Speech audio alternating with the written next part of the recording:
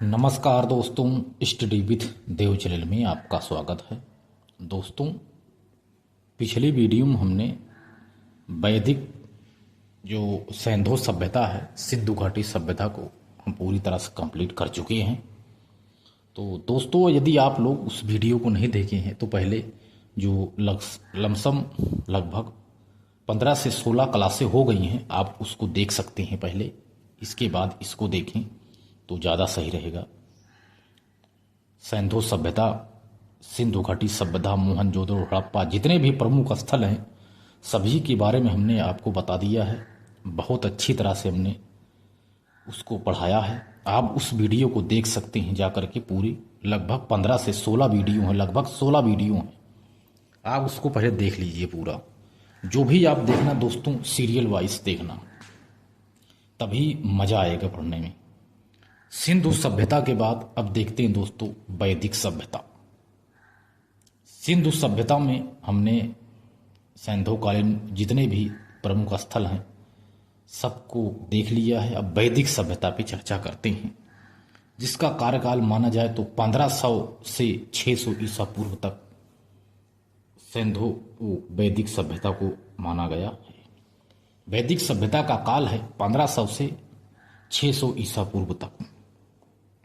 यदि प्रारंभिक जानकारी की बात की जाए तो वैदिक सभ्यता की प्रारंभिक जानकारी ऋग्वेद से मिलती है। ऋग्वेद से मिलती है वैदिक सभ्यता की जानकारी। ऋग्वेद में कुछ शब्द ऐसे दिए गए हैं जो वैदिक सभ्यता से संबंधित हैं, जैसे धन्व, धन्व जिसे मरुस्थल कहते हैं, धन्व हो गया, बाहुल्य हो गया, बाहुल्य मीन्स होता है दहेज। ये शब्द भी ऋग्वेद में मिलते हैं जो वैदिक सभ्यता से संबंधित हैं। शरणयावत, शरणयावत, मूजवंत, मूजवंत दोस्तों पर्वत को कहा जाता है।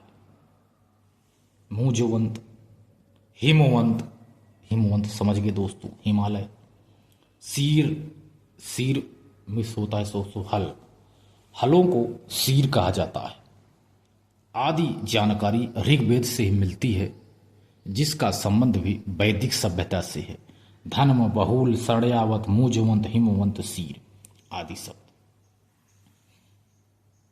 आर्य, आर्यों की सभ्यता वैदिक सभ्यता कहलाई। यह आर्यों की सभ्यता थी दोस्तों। आर्यों की सभ्यता वैदिक सभ्यता कहलाती है, क्योंकि इस सभ्यता की जानकारी, इस सभ्यता की जानकारी वैदिक साहित्यों के द्वारा होती है। आर्यों के प्रारंभिक स्थितियों की जानकारी ऋग्वेद से होती है।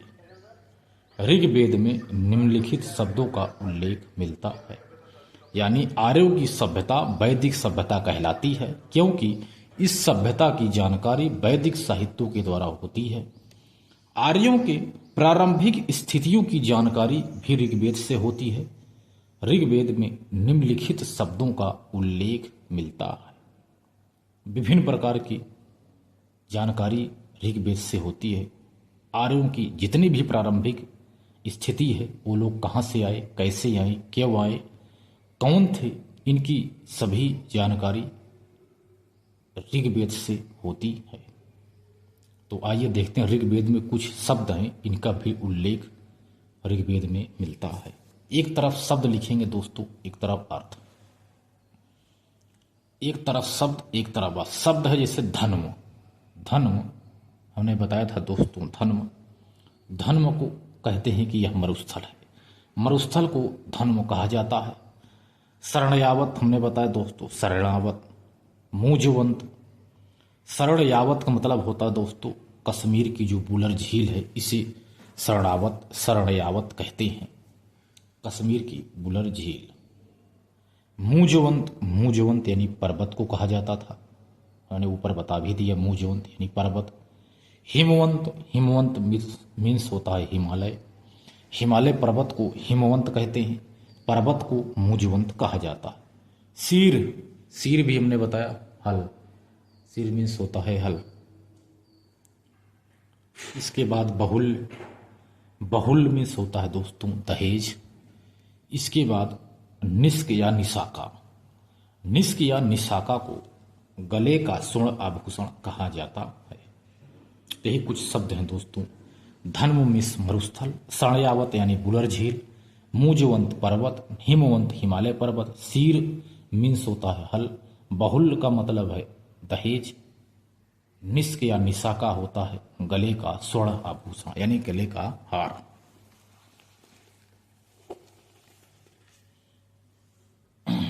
आर्य शब्द का शाब्दिक अर्थ श्रेष्ठ होता है।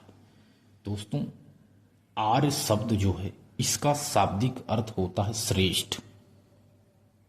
श्रेष्ठ होता है आर्य का शब्द। आर्य कहाँ से आए थे, आर्य कहाँ से आए थे, इस विषय पर विभिन्न विद्वानों ने अपना अपना विचार दिया है। आर्य शब्द का शाब्दिक अर्थ होता है श्रेष्ठ, और आर्य शब्द यानी आर्य कहाँ से आए थे इस विषय पर विभिन्न विद्वानों ने अपना अपना विचार दिया है। पहले हैं पंडित गंगानाथ झा। पंडित गंगानाथ झा ने कहा कि आर्य ब्रह्मर्षि देश के निवासी थे। पंडित गंगानाथ झा ने कहा कि आर्य ब्रह्मर्षि देश के निवासी थे। पंडित गंगानाथ झा। दयानंद सरस्वती के अनुसार, दयानंद सरस्वती के अनुसार आर्य तिब्बत के निवासी थे।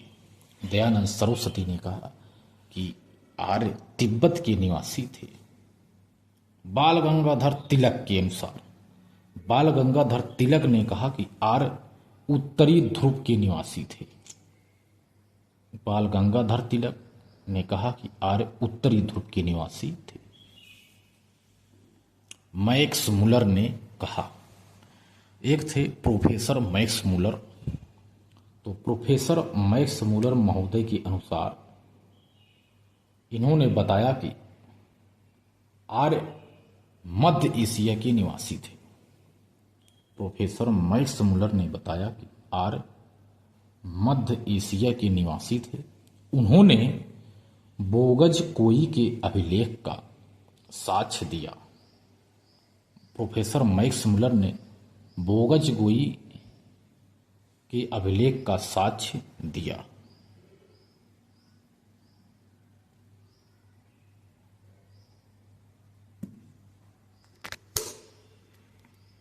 नमस्कार दोस्तों, स्टडी विथ देवचरण में आपका स्वागत है। दोस्तों वो टेक्निकल प्रॉब्लम के कारण वीडियो रुक गया था, इसीलिए इसको फिर से रिपीट कर रहे हैं दोस्तों। ठीक है, इसको दोबारा हम रिपीट कर रहे हैं। तो दोबारा क्या, जहां से ख़त्म था वहीं से शुरू करें दोस्तों। प्रोफेसर मैक्स मुलर महोदय ने कि आर्यों का विभिन्न प्रकार का विचार दिया था कि आर्य कहाँ से आए थे, इस विषय पर विभिन्न विद्वानों ने जो अपना अपना विचार दिया था, इसी को आगे ले चलते हैं। एक थे प्रोफेसर मैक्स मुलर महोदय। प्रोफेसर मैक्स मुलर महोदय ने बताया कि आर्य मध्य एशिया के निवासी थे। उन्होंने बोगज गोई के अभिलेख का साक्ष्य दिया। यह अभिलेख 1400 ईसा पूर्व का संस्कृत भाषा और ब्राह्मी लिपि में लिखा हुआ है। जो बोगज गोई का अभिलेख है दोस्तों, इसका साक्ष्य दिया है इसमें। यह अभिलेख 1400 ईसा पूर्व का है, जो संस्कृत भाषा और ब्राह्मी लिपि में लिखा हुआ है, जो आर्यों को भारत में आने की सूचना देता है। यह सबसे प्राचीन अभिलेख है, सबसे प्राचीन अभिलेख है। इस पर इंद्र, वरुण, नासत्य और मित्र नामक 4 देवताओं ने, जैसे इंद्र, वरुण, नासत्य और मित्र नामक 4 देवताओं के नामों का उल्लेख प्राप्त होता है। इसी अभिलेख से 4 देवताओं को नाम का उल्लेख मिलता है, इंद्र, वरुण, नासत्य और मित्र आदि। डॉक्टर अवनीश चंद्र दास के अनुसार आर्य सप्त सैंधव क्षेत्र के निवासी थे। डॉक्टर अवनीश चंद्र के अनुसार आर्य सप्त सैंधव क्षेत्र के निवासी थे। भारत और पाकिस्तान में बहने वाली 7 नदियों को सप्त सैंधव क्षेत्र कहा जाता है, जो निम्न है। भारत और पाकिस्तान में बहने वाली 7 नदियों को सप्त सिंधु क्षेत्र कहा जाता है, जो निम्न है।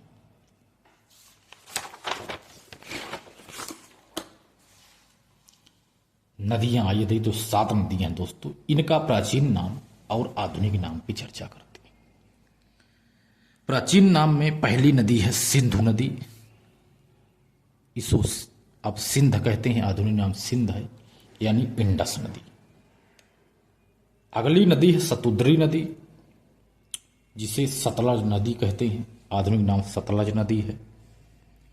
पिपासा का नाम है ब्यास, परसुड़ी नदी का नाम है रावी, वितस्तता नदी का नाम है झेलम, सुरसती का नाम है सरस्वती और अस्किनी का नाम है चिनाब। ये 7 नदियां हैं, इसका आधुनिक नाम है सिंधु सिंध, सतुद्री सतलज, बिपाशा ब्यास, परसुड़ी रावी, वितस्तता झेलम, सुरसती सरस्वती, अस्किनी चिनाब। ये नदियां हैं दोस्तों। इसके बाद देखते हैं, एक नोट है दोस्तों, नोट। मध्य एशिया से आकर सप्त सिंधु क्षेत्र में बसे थे, यानी पंजाब में। मध्य एशिया से आकर सप्त सिंधु क्षेत्र में बसे थे, पंजाब में।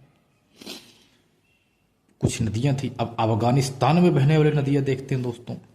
अफगानिस्तान में कुछ नदियां हैं जिनका प्राचीन नाम है। एक नदी है कुभा, कुभा को अब कहते हैं काबुल, आधुनिक नाम है काबुल नदी।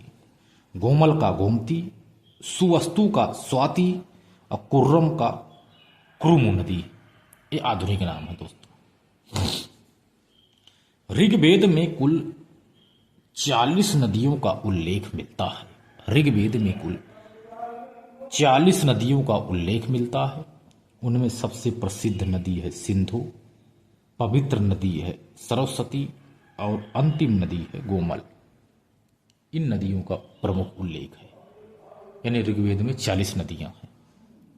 सबसे प्रसिद्ध सिंधु, सबसे पवित्र सरस्वती और सबसे अंतिम नदी गोमल। तो दोस्तों मिलते हैं और बेहतरीन क्लास में, तब तक के लिए धन्यवाद।